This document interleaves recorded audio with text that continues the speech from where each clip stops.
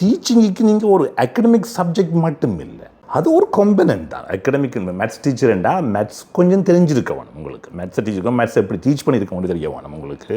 சில கான்செப்ட் எப்படி டீச் பண்ணி தெரிய வேணும். அதை தவிர உங்களுக்கு நிறைய விஷயம் இருக்குது. ஸ்கூலில் கிளாஸ் ரூமில் இருக்கிற பிஹேவியர் எப்படி மேனேஜ் பண்ண வேணும். சில பிள்ளையில் வந்து அது மேத்ஸ் உங்களுக்கு பிடிப்படாட்டில் ஏன் அவன் பிடிப்படாமல் இருக்குன்னு கண்டுபிடிக்கணும். ஒரு ரீடிங் எடுத்துட்டீங்கன்னு சொன்னால் ஒரு பிள்ளை அதை ரீட் பண்ண கஷ்டப்படுதோ, நீங்கள் ஒரு நோட்ஸ் சொல்ல பிள்ளை எழுத கஷ்டப்படுதுன்னு சொன்னால் அது எங்கே அந்த பிரச்சனை வருதுன்னு தெரியும் டீச்சர்ஸ். எங்களோட கண்ணிலேருந்து சாக்கேட்ஸ் மூவ்மெண்ட் இருக்குது. கண் வந்து இப்படி மூவ் பண்ணி கொண்டு இருக்கும். மூவ் பண்ண எழுத வந்து இப்படி ஜம்ப் பண்ணி போவோம். ஜோன் வெண்ட் த ஷாப் பண்ணா ஜோன் வெண்ட் இப்படி கண் வந்து இப்படி மூவ் பண்ணும். சிலோட கண் வந்து ஓவர் ஷூட் பண்ணும் சில ஆக்களுக்கு. இப்போது ஜோன் வெண்ட் த ஷாப் பண்ணா ஜோன் வெண்ட்டை விட்டு டூக்கு போகும் போட்டு அப்புறம் அப்போ அந்த சில பிள்ளை வந்து ஒரு வேர்டை மிஸ் பண்ணி போட்டு திருப்பி போகும். அது ஓவர் ஷூட்டிங்னு சொல்கிறது. சில அண்டர் ஷூட்டிங் மாறி நடக்கலாம். இப்போ அப்படிப்பட்ட ஒரு பிள்ளைக்கு நாங்கள் கண்ணோட மூவ்மெண்ட்டை நாங்கள் அசஸ் பண்ணி இங்கே பிரச்சனை வருதுன்னு கண்டுபிடிக்காமல் என்ன ஒழுங்கா வாசியன்னு பேசினா அந்த பிள்ளை கான்ஃபிடென்ஸ் தான் இல்லாமல் போகும். அந்த பிள்ளை ட்ரை பண்ணுது. அந்த பிள்ளை நான் ட்ரை பண்ணுது என்னால் முடியலைன்னா பிள்ளைக்கு செல்ஃப் கான்ஃபிடன்ஸ் இல்லாமல் இருக்கும். அது கூட அஃபெக்ட் பண்ணும். அப்புறம் அதுக்கு ரீடிங்கே விருப்பம் இல்லாமல் இருக்கும். எதுன்னு சொன்னால் நாங்கள் பேசி அது ஒரு நெகட்டிவான ஒரு அசோசியேஷனுக்கு பிரெயினுக்கு கொண்டு வந்துடும்.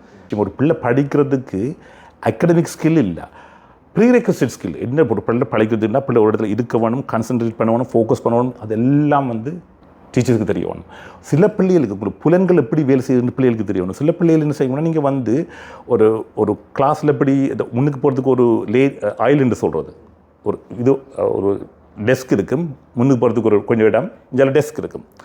இப்போ முன்னுக்கு போகிற இடம் இது என்று சொன்னால் இந்த நுனியில் ஒரு பிள்ளைய இருக்குதுன்னு சொன்னால் போய்க்கு ஒரு பிள்ளை அப்படி தொட்டுப்பட்டாலும் அந்த சில பிள்ளை டிஸ்ட்ராக்ட் பண்ணப்பட்டு அந்த புலன் அந்த தோல் வந்து பட்டோட டிஸ்ட்ராக்ட் பண்ணி உடனே அந்த செய்கிற வெளியே விட்டுட்டு அதை பார்க்கணும்.